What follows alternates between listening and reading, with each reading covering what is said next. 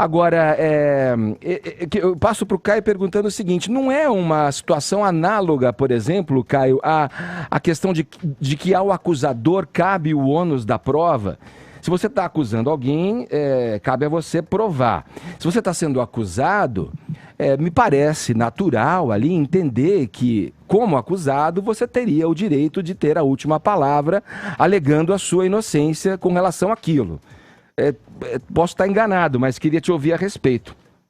Opa, vai lá. Vamos lá. Você está coberto de razão, Edgar. Aliás, é um excelente questionamento para a gente retomar a crítica ao mérito da decisão da segunda turma do STF. Então, o Lewandowski, o Gilmar Mendes e quem diria, né? Quem diria, doutora Carmen Lúcia, eles acolheram o argumento mais criativo da história do direito penal brasileiro. E que argumento criativo é esse? Que nas alegações finais do processo penal, o réu colaborador, portanto, o réu que fez a delação premiada, ele deve falar antes do réu não colaborador.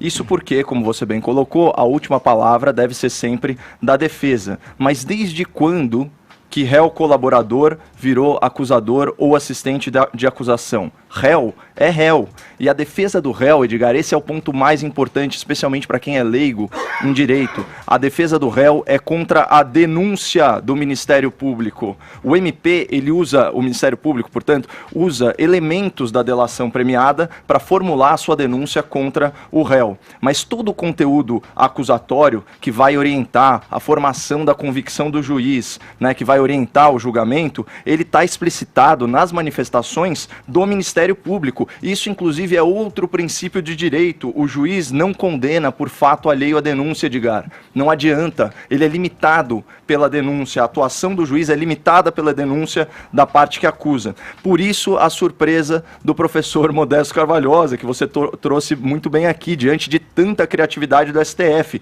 Ele disse o seguinte, abre aspas, não existe hierarquia de defesa e não existe hierarquia de réus. E o professor, ele qualificou a atuação do Supremo, além de uma monstruosidade, ele falou que é uma decisão infame. E a indignação do Dr. Carvalhosa é justa e compartilhada por todos os aplicadores da lei que têm escrúpulos e que não estão diretamente interessados na soltura desses corruptos. Não adianta nada perguntar a opinião do Toron, do Cacai, desse tipo de advogado, porque eles estão simplesmente, literalmente advogando em causa própria, né, em causa das suas carteiras, né? A ordem das alegações finais dos réus, ela não está prevista na lei penal, ela não está prevista na lei processual, portanto, o Supremo Tribunal Federal ousa cobrar da primeira instância que atue de forma não prevista em lei. Isso é um absurdo. Outro argumento, esse aqui é importante que a gente não falou aqui. Se essa fosse uma questão de direito tão óbvia, certo? Por que as defesas milionárias dos corruptos condenados pela Lava Jato não haviam questionado isso antes?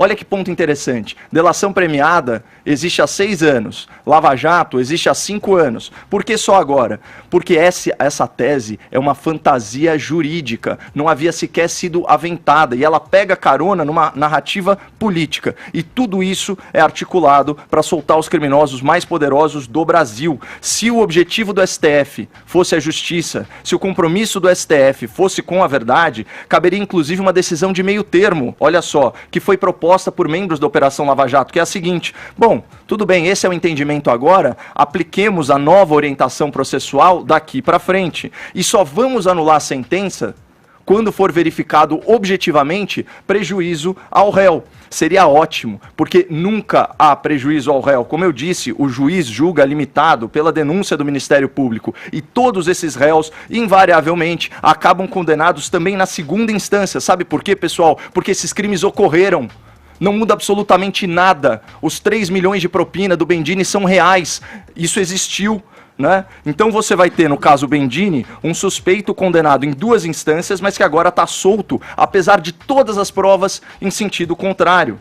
E eu lamento muito, eu sou um cara otimista, mas eu lamento muito fazer um prognóstico pessimista para o ouvinte da PAN.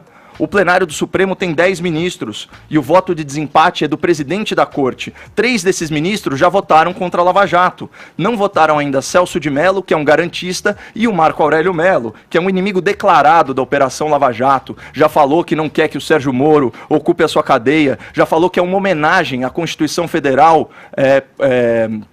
não autorizar a prisão após julgamento em segunda instância. Então aí a gente já tem 5 votos, Edgar, faltando apenas a manifestação do ex-advogado do PT, o presidente do tribunal, o senhor Dias Toffoli. E aí está formada a maioria na corte, 6-5. É praticamente uma causa perdida. Então vocês percebem a importância do povo ir às ruas exigir o impeachment de ministros do Supremo que abusam da sua autoridade, que incorrem em crime de responsabilidade, inclusive crime de suspeição. Olha a frase do senhor Gilmar Mendes, abre aspas, a República de Curitiba nada tem de republicana, era uma ditadura completa, assumiram papel de imperadores absolutos. Em outro momento ele fala que atuaram como uma organização criminosa. Você acha que esse magistrado não está suspeito para julgar qualquer processo que venha da Lava Jato? Né? E aí, complementando a informação que o Zé Maria trouxe, segundo a Operação Lava Jato, a Força Tarefa, podem ser anuladas 32 sentenças contra mais de 140 condenados. Esses criminosos, eles serão soltos, alguns dos seus crimes já terão prescrito, e eles podem inclusive ser indenizados pelo Estado, usando o seu dinheiro